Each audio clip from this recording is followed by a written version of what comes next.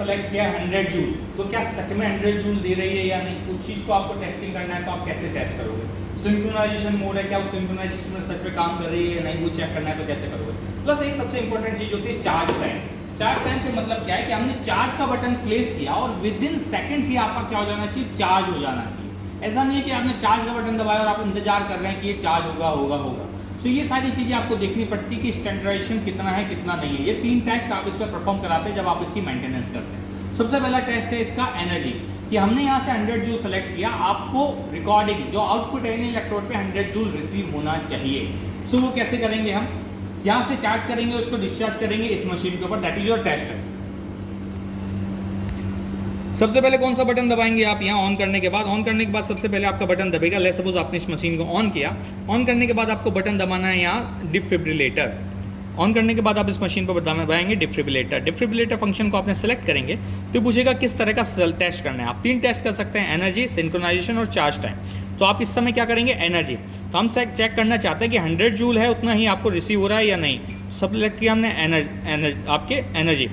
तो फिलहाल आपने कितना सेलेक्ट किया, मशीन पे चेक करिए। आपने मशीन पे चेक करा है 100 जूल, तो आपको 100 जूल यहाँ रिसीव होना चाहिए इसके ऊपर। सो अब इस रिकॉर्डिंग को देखते रहिए, थोड़ा इसके ऊपर लाएं। हमने सबसे पहले क्या करेंगे, चार्ज करेंगे। तो हमने ये मशीन चार्ज किया, चार्ज का बटन दबा दिया, मशीन चार्ज हो गई। देन डिस्चार्ज के लिए क्या करेंगे, आप दोनों इलेक्ट्रोड्स पे एक साथ क्या दबाएंगे, रेड बटन प्रेस करेंगे। दोनों इलेक्ट्रोड शो करना, दोनों इलेक्ट्रोड पे जब एक साथ आप डिस्चार्ज का बटन दबाएंगे तो ये क्या करेगा, रीड करेगा। सी कितना रीड हुआ है आपके पास, चेक कीजिए 96.7। दैट मीन जब हमने 100 जूल सेलेक्ट किया था अबाउट 4 का आपका वेरिएशन आया है। यहाँ परफेक्ट रीडिंग नहीं आई है, 4 का आया। सेकंड चीज़ ये आ रहा है मोनोफेजिक। मोनोफेजिक हमने कल रीड किया था, क्या था मोनोफेजिक बाईफेजिक 2 तरह के आपके रहते हैं। मोनोफेजिक जब एक सिंगल साइड जाता है, बाईफेजिक जब ये नीचे की साइड भी आपके माइनस नेगेटिव में भी वोल्टेज देता है। सो ये मशीन क्या है आपकी, एक मोनोफेजिक मशीन है जो 100 जूल पे 96 अराउंड 96% एक्यूरेसी से वर्क कर रही है। हम चलो हम इसकी रीचेक करते हैं इसको वापस से। इस समय हम 100 जूल के बजाय हम क्या सेलेक्ट करते हैं, 200 जूल सेलेक्ट करते हैं। लो हमने 200 जूल सेलेक्ट कर लिया। अब इस इलेक्ट्रोड को कहाँ प्लेस करेंगे, यहाँ प्लेस करेंगे, चार्ज का बटन प्लेस करेंगे। देन रिकॉर्डिंग पे आइए। अब हम डिस्चार्ज करने की कोशिश करते हैं कि एनर्जी टेस्ट करना है, हमें एनर्जी दबाया, रेडी आपको शो कर रहा है, और पास ले जाइए उसको, रेडी आपको शो कर रहा है। अब हम उसको डिस्चार्ज करेंगे। डिस्चार्ज करते ही हमने 200 जूल के अगेंस्ट में कितना आया, 191। दैट मीन इसकी एक्यूरेसी कितनी है आपके, 96% एक्यूरेसी से इस समय ये मशीन वर्क कर रही है। हम और आगे चलते हैं, इस समय सेलेक्ट करते हैं 300 जूल। 300 जूल सेलेक्ट करने पे ये कितना डिस्चार्ज करता है वो देखते हैं। सी अगर आप सिंपल एक बटन दबाएंगे, एक बटन डिस्चार्ज का दबाएंगे तो डिस्चार्ज नहीं होगा। आपको एक साथ क्या करना पड़ेगा, दोनों बटन एक साथ दबाने पड़ेंगे तब ये डिस्चार्ज होगा।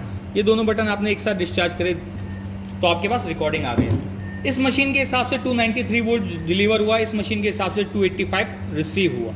येट ये 96% अराउंड एक्यूरेसी आपका काम कर रहा है। इन केस इसका कैलिब्रेशन करना पड़ेगा, मशीन में कैलिब्रेशन करना पड़ेगा। उसके लिए आपको क्या करना पड़ेगा, बीपीएल सर्विस इंजीनियर को कॉल करना पड़ेगा। इन केस आप किसी बायोमेडिकल इंडस्ट्री में वर्क कर रहे हैं, बायोमेडिकल हॉस्पिटल में वर्क कर रहे हैं, तो इस तरह से आप मशीन चेक कर सकते हैं कि मशीन आपकी प्रॉपर वर्क कर रही है या नहीं कर रही है। So that is around 96% accuracy भी काफ़ी है, क्योंकि हमने क्या पढ़ा था कि जितना हम इलेक्ट्रिकल करंट यहाँ से प्रोवाइड कराएंगे उसका अबाउट 70% ही बॉडी में पहुँचता है। बाकी तो आपका क्या होता है, इंपीडेंस की वजह से रुक जाता है। सो पहला टेस्ट क्या हो गया कि हमने कितनी यहाँ से जूल दिया, कितना जूल आउटपुट दिया और आपके पास रिसीव कितना हुआ। 300 दिया, हमें 285 रिसीव हुआ। तो ये हमारा पहला टेस्ट होता है। सेकंड टेस्ट होता है इस मशीन का सिंक्रोनाइजेशन फंक्शन और चार्ज टाइम का। पहले हम करेंगे चार्ज टाइम का। चार्ज टाइम पे हमने क्लिक किया।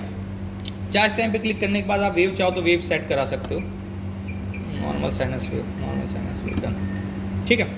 चार्ज टाइम के क्या होता है, चार्ज टाइम में ये चेक करना होता है कि किस समय आपका कितना समय ले रहा है जूल चेक करने के लिए। सो हम देखेंगे 100 जूल के लिए कितना ले रहा है, 200 जूल के लिए कितना ले रहा है, 300 जूल के लिए चार्ज टाइम कितना ले रहा है। सो हमने फिलहाल सेलेक्ट किया 100 जूल पर।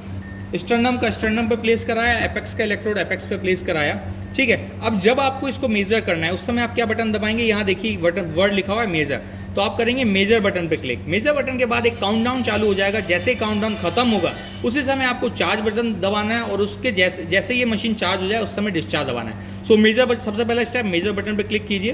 काउंटडाउन स्टार्ट हो गया, 5 4 3 2 1 आते ही आप क्या करेंगे, चार्ज का बटन दबाएंगे और जैसे चार्ज हो जाता है वैसे डिस्चार्ज दोनों एक साथ बटन प्रेस करेंगे।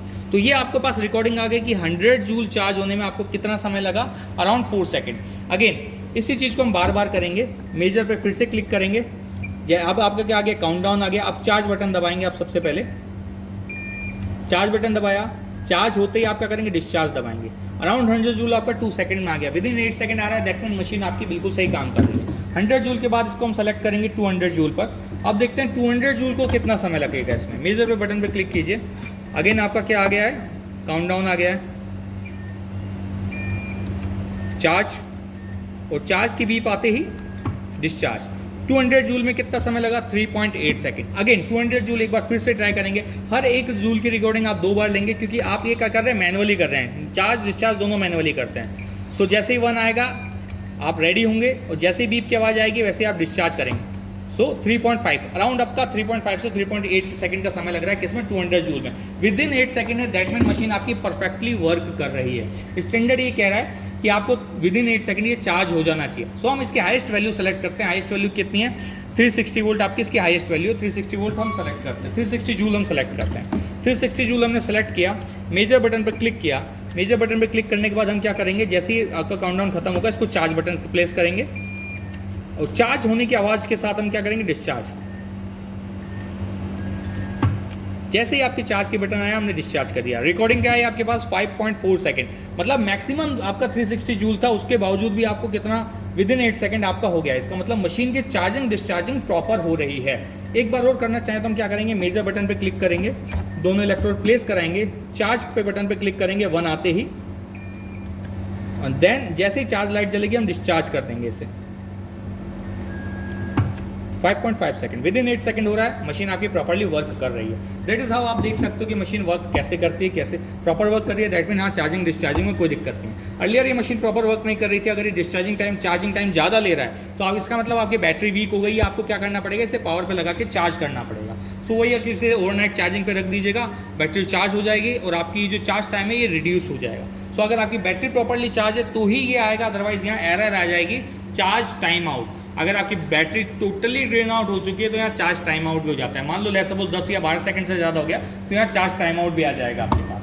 सो ये 2 टेस्ट हो गए आपके पास। थर्ड टेस्ट आता है आपका सिंक्रोनाइजेशन का। सिंक्रोनाइजेशन क्या है कि आप नॉर्मल साइनस वेव उसको कन्वर्ट करना, नॉर्मल को क्या कन्वर्ट करना, आप इसमें कोई बीमारी डाल देते हैं। चलो हम वेव फॉर्म में बीमारी डालते हैं। वेव फॉर्म पे सेलेक्ट किया, आपके पास अप डाउन का मेन्यू आ गया। अब आप क्या करेंगे, अप डाउन करके इसको कोई बीमारी देंगे। लेट्स सपोज आपने क्या दे दिया, इसको आर्ट्रियल फिब्रिलेशन दे दिया, आर्ट्रियल फिब्रिलेशन दे दिया, और आर्ट्रियल फिब्रिलेशन को डन कर दिया हमने। तो आर्ट्रियल फिब्रिलेशन फिलहाल ये पेशेंट है जिसे इस समय कौन सी बीमारी है, आर्ट्रियल फिब्रिलेशन की है। अब आप रिकॉर्डिंग की तरफ देखिए, ईसीजी रिकॉर्डिंग की तरफ देखेंगे तो आपको दिखेगा आर्ट्रियल फिब्रिलेशन। हमने कल चार्ट देखा था, आर्ट्रियल फिब्रिलेशन क्या था, आपके PQRST वेव प्रॉपर नहीं आ पाई थी। आपका जो ये वाला एरिया था, यहाँ आपके क्या आ रहा था, टोटली रिकॉर्डिंग प्रॉपर नहीं आ रही थी। सो हम क्या करेंगे, इसे हम कोशिश करेंगे कि हम करंट देने के बाद ये रिकॉर्डिंग प्रॉपर आ जाए। सो हमने क्या करा कि फिलहाल ये पेशेंट कैसा है, फिलहाल ये पेशेंट में फेब्रिलेशन है, आर्ट्रियल का फेब्रिलेशन है, जिसको हम कन्वर्ट करना चाहते हैं, वेव को कन्वर्ट करना चाहते हैं। कन्वर्ट से मतलब क्या है कि जब हम इलेक्ट्रिकल करंट दे तो वो क्या हो जाए, नॉर्मल हो जाए। सो हम क्या कर रहे हैं, प्लेस करेंगे इलेक्ट्रोड, चार्ज करेंगे एंड देन डिस्चार्ज प्लेस करा देंगे। डिस्चार्ज प्लेस कराया, सिंक्रोनाइजेशन टाइम लगा 261 मिली सेकेंड, दैट इज विदिन आपका 0.8 सेकेंड के अंदर आपका आ रहा है। दैट मीन कि ये आपका सिंक कर सकता है किसके साथ में, PQRST वेव के साथ। अब सिंक्रोनाइजेशन फंक्शन की जरूरत कहाँ होती है हमें, सिंक्रोनाइजेशन की जरूरत होती है जब वेंट्रिकल फिब्रिलेशन आता है। सो आप वेव फॉर्म सेलेक्ट करेंगे इस बार कौन सा, वेंट्रिकल फिब्रिलेशन। सो यहाँ आप देखते जाइए, आपके पास वेंट्रिकल फिब्रिलेशन आता है जब हम इस चीज़ को जाते हैं। वीटैक है, एट्रियल फिब्रिलेशन है, वीटैक सेलेक्ट कर लेते हैं, डन। सो वीटैक के केस में आप देखिए आपकी साइन वेव कुछ इस तरह की आएगी, PQRST वेव, रादर देन आपकी प्रॉपर PQRST वेव आने की आपकी वेव कुछ इस तरह की आएगी। सो हम इसको प्लेस कराएंगे, इलेक्ट्रोड को एनर्जी थोड़ी कम कर लेते हैं, 300 जूल के बजाय 100 जूल कर लेते हैं। ओके, सो प्लेस कराएंगे, चार्ज करेंगे एंड देन डिस्चार्ज करेंगे। डिस्चार्ज करेंगे, टाइम आ गया 56 मिली सेकेंड।